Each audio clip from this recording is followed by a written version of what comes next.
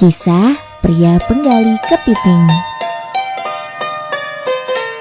Diceritakan ada sepasang suami istri yang mempunyai anak berusia 12 tahun. Namun sang ibu telah meninggal dunia. Ayahnya bekerja sebagai pedagang. Mereka selalu berdagang bersama. Tetapi usaha mereka tidak berjalan baik, malah mereka semakin miskin. Lalu sang ayah meninggal dunia dan sang putra pun harus mengurus rumah sendiri. 5 hari setelah kepergiannya, sang ayah mendatangi putranya lewat mimpi dan memberi nasihat. Keadaanmu malang dan aku sebagai ayah tidak mampu memberikan warisan apa-apa. Oleh karena itu, aku minta kau untuk pergi menggali kepiting di bawah gubuk yang ada di sisi timur laut rumah kita, lalu menjualnya setiap hari. Setiap pagi, saat matahari terbit, pergilah menggali. Jangan sampai kau melewatkannya.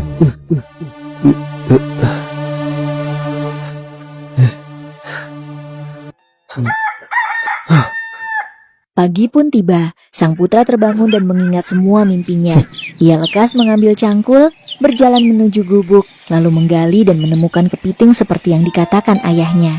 Lalu dia membawa kepiting itu untuk dijual di pasar. Pisang, paman, bibi, ayo beli kepiting saya. Semuanya masih segar. Ayo beli. Hei, bagaimana cara menjual itu? Aku juga ingin membelinya. Aku akan membeli beberapa untuk keponakanku. Dia pun mendapatkan uang lalu kembali pulang. Setiap pagi, hal yang sama ia lakukan. Menangkap kepiting, menjualnya di pasar, lalu pulang ke rumah. Paman, bibi, ayo beli saya. Kayaknya setelah berjualan, ia pun pulang ke rumah. Di sebuah desa, terdapat keluarga yang memiliki banyak anak perempuan. Semuanya sudah menikah, kecuali si bungsu yang bernama Neang Pov. Dia adalah orang yang selalu menolak orang tuanya yang kaya ketika ingin menjodohkannya. Di lain hal, sang pria itu terus melakukan hal yang sama, yaitu menggali dan menjual kepiting di pasar. Suatu hari, Neang Pov yang melihat pria tersebut bertanya, "Hei kamu, mau bawa kepiting itu kemana?"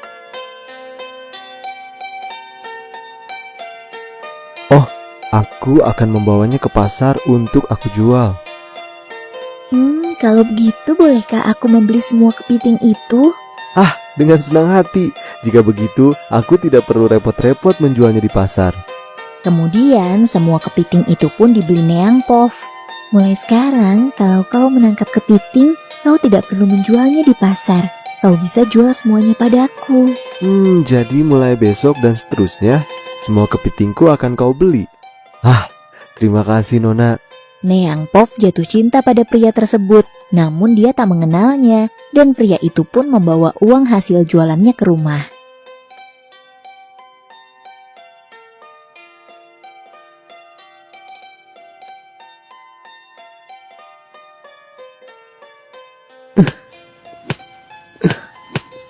Lalu, setiap hari pria itu selalu menjual kepitingnya pada Neang Pov. Neang Pov terus membeli kepiting dari pria itu.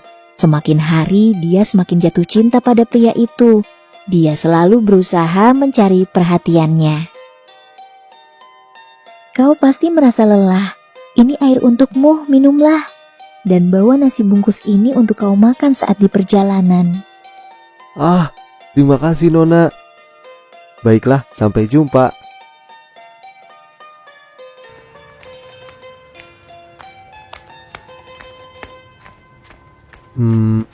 Jika aku lihat dari perilakunya, sepertinya wanita itu mencintaiku. Benar ya, dia mencintaiku.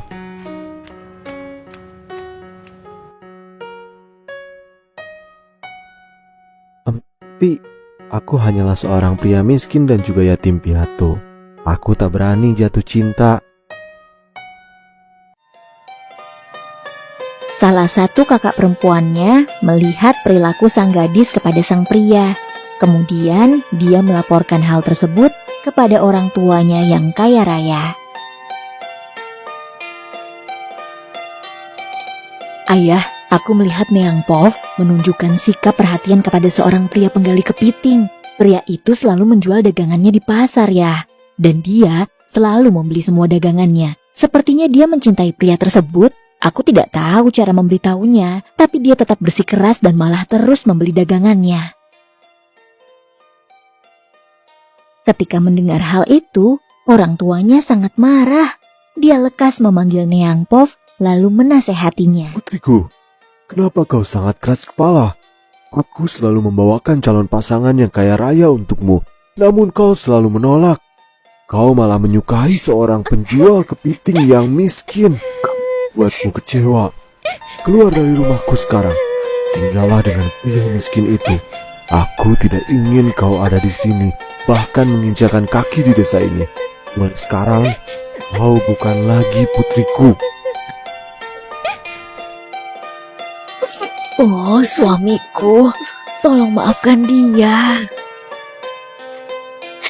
Sang ibu sangat sedih dan tak ingin berpisah dengan putrinya. Lalu diam-diam dia membekali putrinya barang-barang yang berharga. Bawa ini sayang. Ada beberapa barang berharga untukmu agar kau tak kesulitan. Dan jaga dirimu baik-baik ya. Maafkan ibu. Selamat tinggal, Bu. Saat keadaan sudah membaik, aku akan datang untuk menemuimu lagi. Lalu gadis itu berdoa agar ibunya tetap dalam keadaan baik.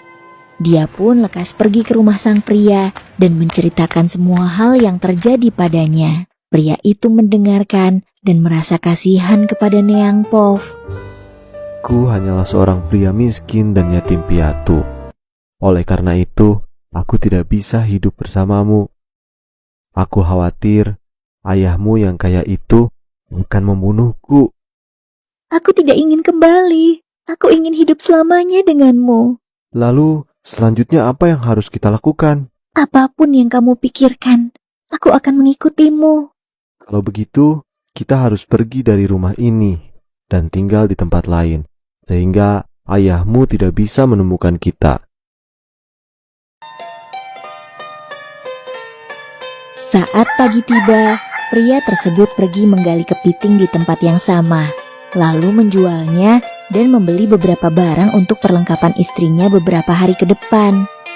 Karena Neang Pov adalah istri yang baik, dia selalu melayani suaminya dengan baik dan tidak pernah membuat masalah. Suatu malam, dia berbicara pada suaminya. Suamiku, mulai besok kau tidak perlu menggali kepiting lagi.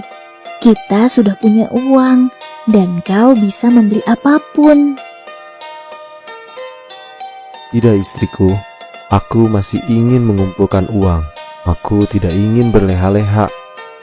Suaminya tidak mau menuruti Neang Pov. Keesokan harinya, saat dia pergi untuk menggali kepiting, diam-diam Neang Pov mengikutinya. Neang Pov penasaran dengan tempat di mana suaminya menggali kepiting. Saat dia sudah mengetahui dengan jelas, dia kembali ke rumah. Sedangkan suaminya membawa kepiting secukupnya, lalu menjualnya di pasar dan membeli kebutuhan sehari-hari.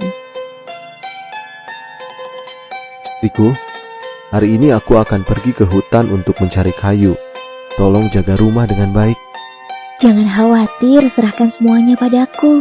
Sesaat setelah suaminya pergi mencari kayu, Neang Pov mengambil cangkul lalu menghancurkan tempat di mana suaminya menggali kepiting.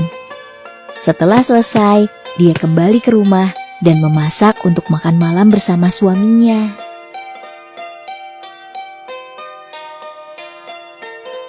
Keesokan paginya, saat sang suami akan menggali kepiting, Tempatnya sudah dihancurkan. Mungkin ada seseorang datang ke sini. Ada cangkang kepiting besar. Ya aneh, bersih dan juga kering. Mungkin sudah lama dijemur. dia membawa cangkang kepiting itu dan menyimpannya di bawah rumah tanpa memberitahu istrinya. Neang Pov menjadi